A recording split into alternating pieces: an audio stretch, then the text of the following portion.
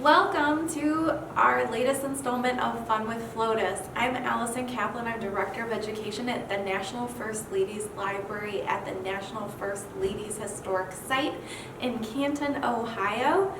As part of Fun with FLOTUS, we've been talking about the different branches of the federal government. So we talked about the executive branch of government, and we talked about women who have run for presidential office, and we've talked about the legislative branch, and we talked about women who have served in Congress and in the Senate, and now we're going to talk about the judicial branch of government. So we're going to talk about the Supreme Court today, and we're going to talk today about Sandra Day O'Connor. So Sandra Day O'Connor was the very first woman to be appointed to the Supreme Court. Right now there are 9 Supreme Court justices. They're all appointed by the president, and they serve a term for as long as they want to. So Sandra Day O'Connor is still alive, but she's retired from the Supreme Court. She was appointed to the Supreme Court in 1981. And we have a really cool packet of information for you that you can read about Sandra Day O'Connor, and you can also make something. So Sandra Day O'Connor grew up in Arizona, out west, on a ranch. So when you think of cowboys and you think of dude ranches, you probably think of men on horses, right? So Sandra was around a lot of guys, just the same way that she was probably around a lot of men when she joined the Supreme Court. But she wasn't the last woman to join the Supreme Court, and there are many women on the Supreme Court today. So when she was appointed, she said, "Yes, I will bring the understanding of a woman to the court, but I doubt that that alone will affect my decisions." So one of the things that impacted her decisions, she said, was her upbringing, being on that ranch called the Lazy Bee Ranch out in Arizona. So she had a lot of time to think and a lot of time to wander around and enjoy life out on the dude ranch. So today we're going to read a story called Chico, and it is a true story about Sandra Day O'Connor's childhood that she wrote. So you can see here, here she is on the front with her horse Chico, and let's find out what her life was like and how it might have prepared her for her future as the first Supreme Court justice that was a woman. So the Supreme Court justices, what do? They actually help enforce the Constitution. So they use the Constitution as a guiding document to make decisions. So let's see what kind of choices and decisions she has to make in this book. Sandra lived on a ranch. The ranch was in the desert and was many miles away from any town. There were no other children on the ranch, but Sandra wasn't lonely. She was 6 years old. She helped her father with the ranch chores, and she helped her mother in the kitchen. She often went to the barn and corrals with the cowboys to help feed the horses and the baby calves, whose mothers could not be found. She knew where to find the eggs laid by the chickens and the kittens that lived in the barn, and she loved reading books in the long afternoons. Sandra liked to explore the ranch and to look for rabbits, antelopes, skunks, badgers, birds, and turtles. But she knew she should stay away from the sharp thorns on the cactus and from scorpions and coyotes, and she was very careful to stay away from rattlesnakes. Of all the animals on the ranch, Sandra liked horses best. She had learned how to sit on a horse before she could walk. Her father and some of the cowboys would take her up on the saddle with them to ride near the house. As soon as her legs were long enough to reach the stirrups, she could ride by herself. When Sandra was 5, her father gave her a small horse named Chico. Chico was very gentle and seemed to enjoy having a child ride on his back. Sandra learned how to put on his saddle and his bridle and how to get on Chico all by herself. She loved sitting high above the ground on her horse. She felt warm and strong. She learned how to make Chico go fast or slow. Once in a while, she tumbled off Chico and landed on the ground with a big bump. He would stop and wait for her to get back on again. Sandra's parents said she could ride Chico in the pasture close to the house anytime she wanted. Keep an eye out for rattlesnakes, her mother said. Just watch where you are going and stay away from them. Then you won't get hurt. Sandra rode Chico almost every day.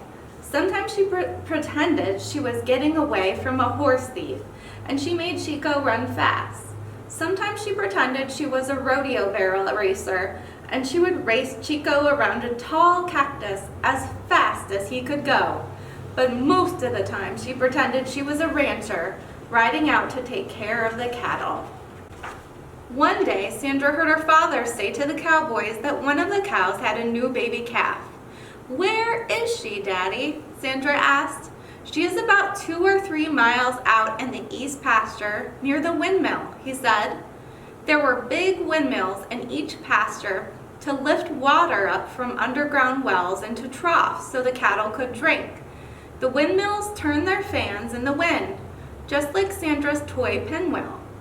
The fans turned the windmill gears, and the rods moved up and down to pump the water. Clank, clank, clank. Sandra could always hear the windmills working in the distance. Sandra went to the corral and put the saddle and bridle on Chico. Although the new calf was not in the pasture close to the house, she didn't think her parents would mind if she rode a little further to see the calf. She climbed on Chico and rode out to the east pasture. Before long, she was a couple of miles from the house. She could no longer see the windmills or the barn. She had been to the east pasture many times with her father. She was sure she could find the windmill there. She talked to Chico, who put his ears up to listen. "Let's find the new baby calf, Chico." Sandra always liked to see the little newborn calves. Their mothers would not let her come near, but she could wait quietly until the mother cow walked away to eat some grass or to get a drink of water. Then Sandra could pat the calf. The cows did not seem to be afraid. Chico followed a path along a small canyon that led to the windmill. He wanted to get a drink of water from the trough, so he started to trot. There, not far away, was the cow with her new baby calf. The calf had curly red hair, a snow-white face, and a pink nose. It was so little that its legs wobbled when it stood up. The calf bawled for its mother. The mother cow licked her little calf and gave it some milk. Sandra wanted to pat the calf, but she knew the cow would not let her get close. She sat quietly on Chico and watched until she thought it was time to go home for lunch. Sandra turned Chico along a path on a hill where she had a view across the desert. Every creature she saw was looking for something to eat. The cows were looking for grass. The rabbits hopped along looking for tender plants. Birds flew high in the sky, hopping to spot an insect or seeds on the ground. A coyote chased a rabbit. Sandra wished she had brought a sandwich to eat. Meanwhile, big clouds were forming in the sky, clouds that might get big enough to produce rain. Sandra was not looking where Chico was walking. All of a sudden, Chico jumped. Then he stopped short and trembled with fear. Sandra almost fell off, but she held onto the saddle and the reins. "What's the matter, Chico?" she asked. Then she saw something that made her freeze in fright, too. On the ground ahead was a rattlesnake, coiled up and rattling its rattle, ready to strike and bite Chico's leg. Sandra knew Chico could die if he was bitten by a rattlesnake.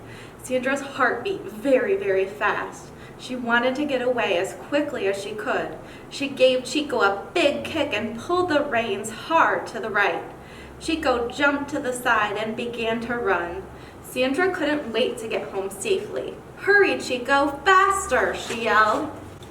Chico ran like the wind, and soon they could see the ranch house, the windmills, and the barn.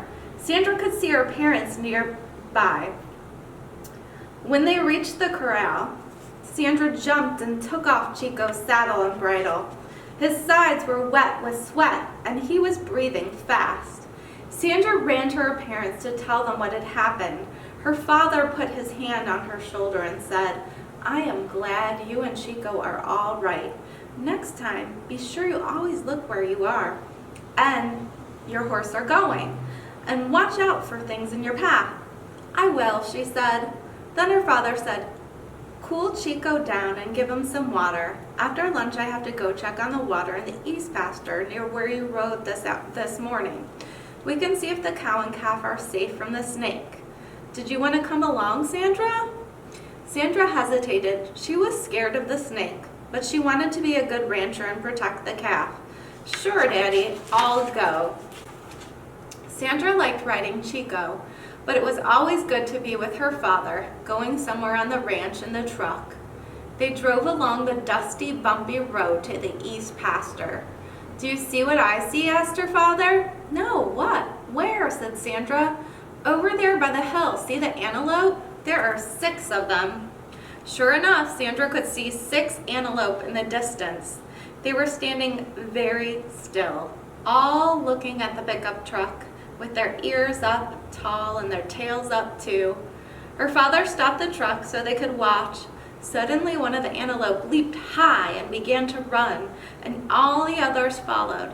They ran with big graceful leaps like dancers in a ballet. Sandra was always excited to see antelope. She wished they would stand still and let her get closer like the cows, but they never did. Sandra's father parked the truck and began working on the water trough in the east pasture. Sandra walked to the place near the windmill where she had seen the little calf that morning. It was lying there. The mother cow was some distance away eating grass. This time Sandra was able to pat the calf and rub its forehead. She did not see the rattlesnake anywhere around the calf, and she was happy that the little calf was safe. Then her father called for her to come back to the truck. It was late afternoon, and they started home. Meanwhile, the clouds had grown larger and darker. Now there was no blue sky left at all. The wind began to blow, carrying dust and leaves up in the air. A bolt of lightning struck the ground not far from their truck. The sound of thunder rolled through the clouds. Sandra snuggled closer to her father. The lightning and thunder frightened her. The first few drops of rain splashed on the windshield, making muddy streaks. Then the rain fell harder and faster. Soon the rain was falling so hard they had to stop the truck and just watch and listen. "Oh, dear Daddy, there is water and mud everywhere," said Sandra. "Do you think the baby calf will be all right?" "Don't mind that," he said. "Rain is what we need and want most. Don't ever complain about that. Rain makes the grass grow. The cows need grass to eat. Everything at the ranch needs the rain, even the new baby calf." Finally, the truck slowed to a sprinkle, and Sandra could see out the truck window again. Everything had changed. Muddy water was running down every little hill into the ditch. The bushes and grass all sparkled with drops of water, and the air smelled fresh and good. Rabbits were peeking out of their burrows, and the birds began to chirp. In the sky, a big rainbow formed with colors of red, blue, green, and yellow. "Daddy, let's go find that pot of gold at the end of the rainbow," said Sandra. "It's right over there." "All right," said her father. "Maybe we'll find it, just like you found the baby calf this morning. But we can only go for a little while because your mother will be worried about us if we are gone too long." As they drove towards the rainbow, it seemed to move farther and farther away. Sandra's father said, "We have to get home now. It's almost dark." When they got back to the house, Sandra ran inside to tell her mother about all they had seen. Then she went to check on Chico. She got a big handful of hay to give him. When he chewed, Sandra patted his neck and said, "Thank you, Chico, for getting me home safely today. We were lucky, weren't we? Good night now. I'll see you tomorrow." When Sandra got into her bed that night, she listened to the frogs that lived in the mud of the pond. They always croaked at night after a hard rain. She could hear the cow mooing to her calf and the clank of the windmills. Her parents came to say good night. "You are learning to be a good little ranch hand, Sandra," said her father. "Don't you run into any rattlesnakes in your dreams." "All right, Daddy," Sandra said, and she fell asleep dreaming about riding Chico to find the pot of gold at the end of the rainbow. The end. So you can see that Sandra learned a lot at the Lazy Bee Ranch. She learned to think quickly and think carefully. So we hope that you enjoyed today's Fun with FLOTUS, and check out our activity guide. There's a really cool activity where you can make your own Lazy Bee Ranch slime. And we will see you next time on Fun with FLOTUS.